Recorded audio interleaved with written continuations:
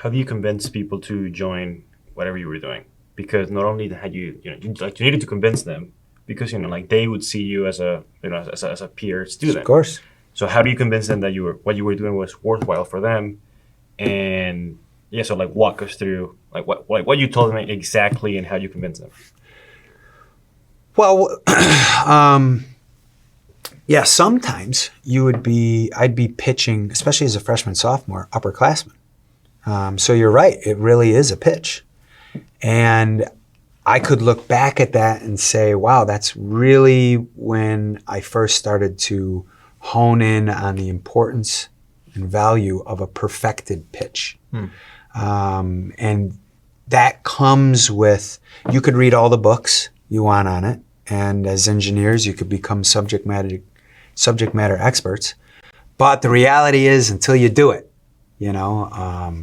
until you hold that bat and step up to the plate, there's nothing like the real experience. So my goal was to excite based on, before I talked to any of the economics, before I got into it was just, let's talk about the product and let's talk about everything we love about, like, let me get you excited about spring break.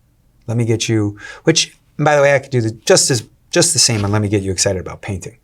But what is the excitement around it? Well, it's experience.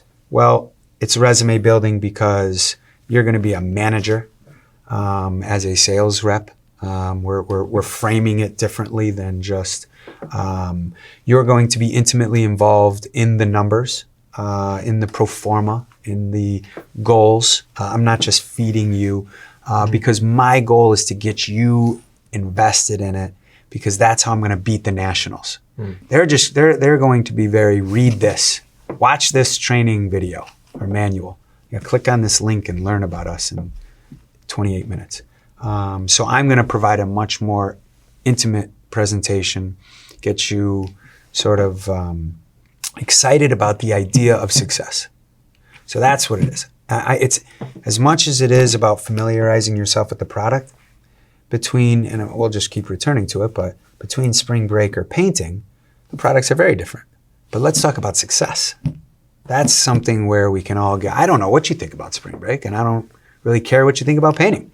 But if we could talk about success and get you excited there, then that'll be a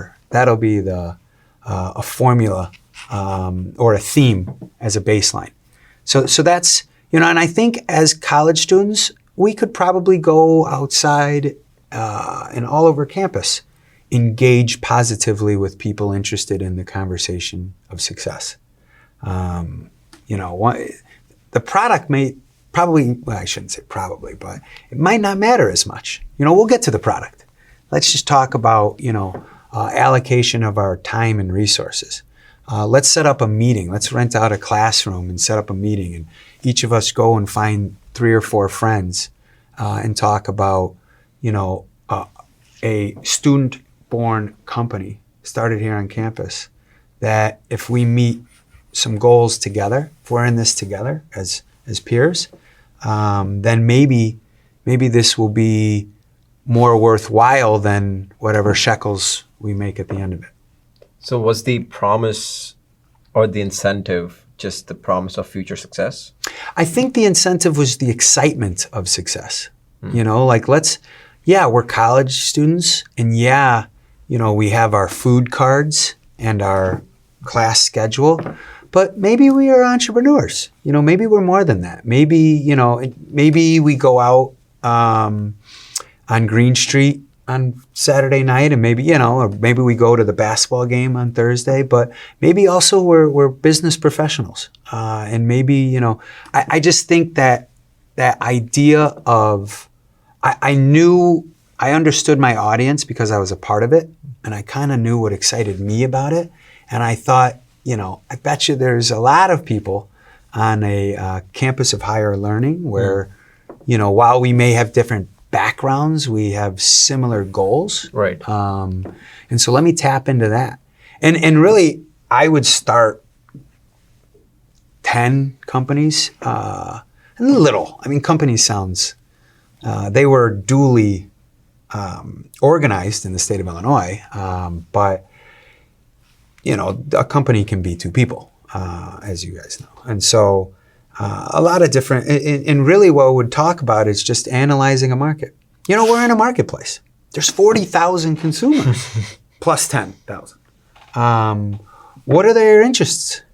And how can we deliver those interests? And can we participate in their consumer choices?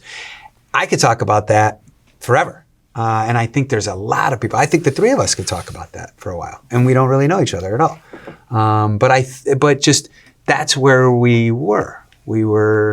I knew we were on a campus, and I knew people were training themselves every day in the classroom. For some reason, people wore their pajamas while they were training, but I like to sort of dress. But I was very confident that there would be a lot of people who thought similarly or had similar interests, and then we become effective salesmen and promoters. It wasn't necessarily you're the CEO and you're the CFO. Let's not get hung up on playing house.